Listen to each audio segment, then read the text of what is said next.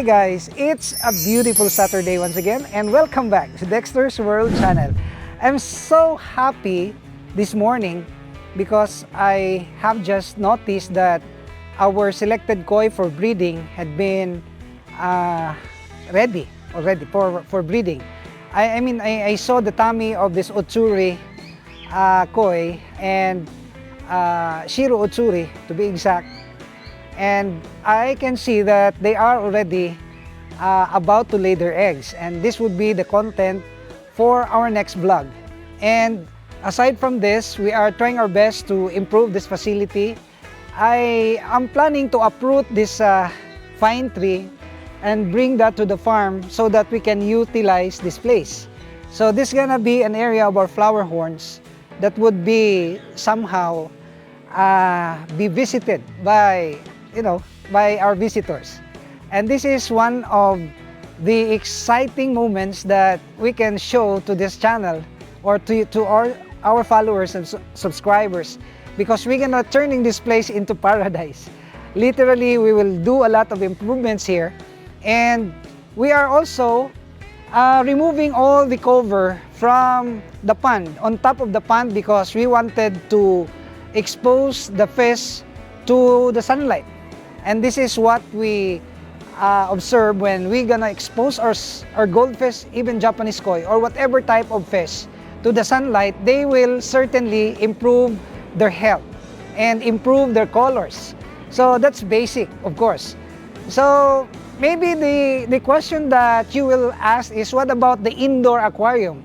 Well, you can still mimic the sunlight by purchasing ultra UV light that would be covered inside your filter media or filter buckets. So the food that you are giving as well should be nutritious, that you cannot forsake the vitamins that's needed for your koi inside the indoor aquarium. So as you can see, this Japanese koi on top view is very elegant. This is an expensive koi. This is the most selected. I intentionally did not place them in the mud pan, although I'm planning to still put them, because we are planning to breed this one by the month of September. This is the season for breeding, the month of September here in our country, the Philippines. And I'm planning to produce hundreds of thousands of Japanese koi, and then we will select the most beautiful for keeping, of course, and of course for sale. So you will see that our goldfish as well is very active now, and in our next couple of episodes, we're gonna be making here some spawning tanks. You know, the spawning tanks for the goldfish breeding is very important than having a community tank, because the spawning tank would be the start of your journey. When you're gonna invest your money in breeding Japanese koi, you have to invest well in your spawning tank, because this is where everything will start. So if you have good spawning tank, you will produce plenty of fish. And if your spawning tank is complete with facility, meaning that you have, or you can easily drain the water and then add the water, and then maybe you can have an overflow system, which we're gonna tackle in our next video. So in here, we reveal all secrets. We reveal all best practices that you can also follow. So you look at here, guys.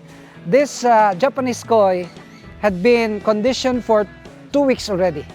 And aside from the Japanese koi, we're also conditioning our water bubble eye. But these water bubble eye are still very small.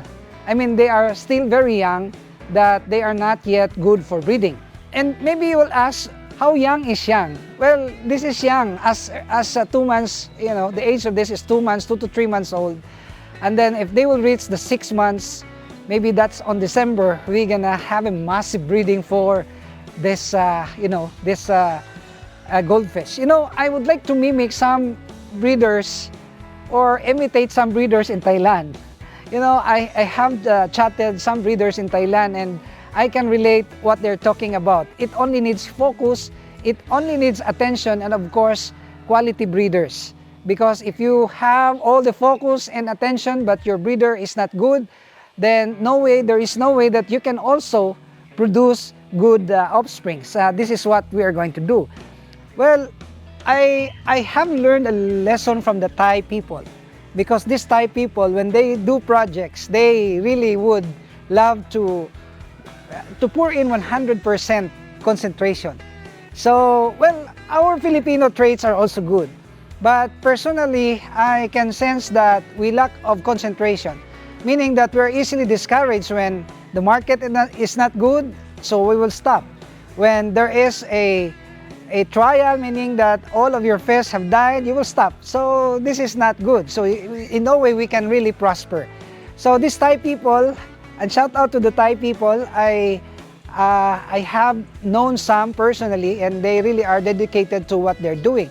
So these are, the place also in the Philippines is very, appropriate for fish breeding, because we don't experience sudden drop of temperature. Although we have the cold season here during rainy season, but it could be addressed by lowering down the water, putting some salt, and putting some heater. These are actually easily addressed. Unlike in Western countries that they really experience this 0 degrees or the snow period. So this is not actually I don't really have the idea of how to address that, since we are not experiencing the same climate. So guys, you will see that I already removed the cover, and you will see that the beauty of our koi is really very apparent. And in our next vlog, or in our future vlogs, you will see that we will erect some shaded portion here for the fish, and we will utilize over there for the fish tank and many more, and we will display that to the farm, because we're opening the farm to the public, and our visitors could also buy the fish that they like.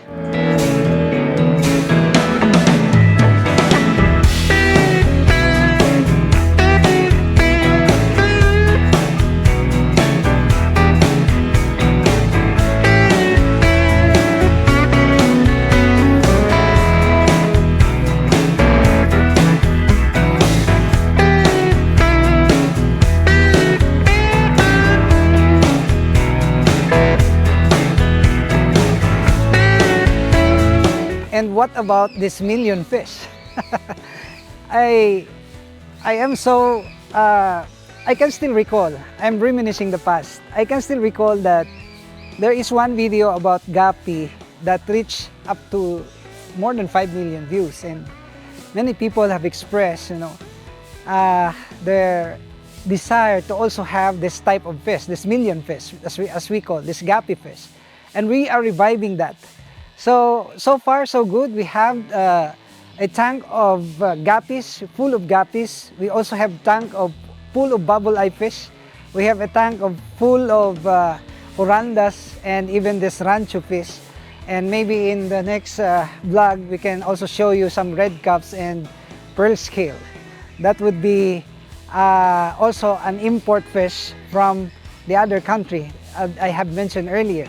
So these are the efforts that we have done here, and bringing back the old memories would somehow give us the idea, since we already have settled, we already have this farm, then that's the time that we can put a facility where different types of fish will be seen here on the farm. So thank you guys for watching, and I hope that you will continue to like and share our videos. And if you're not subscribed to this channel, may I humbly ask you to please subscribe and hit that notification bell, because we're uploading videos very regularly. And shout out to the members of this channel. Thanks a lot for your support. And to the new subscribers, welcome to this big family of enthusiasts. So see you in the next vlog, all here at Dexter's World.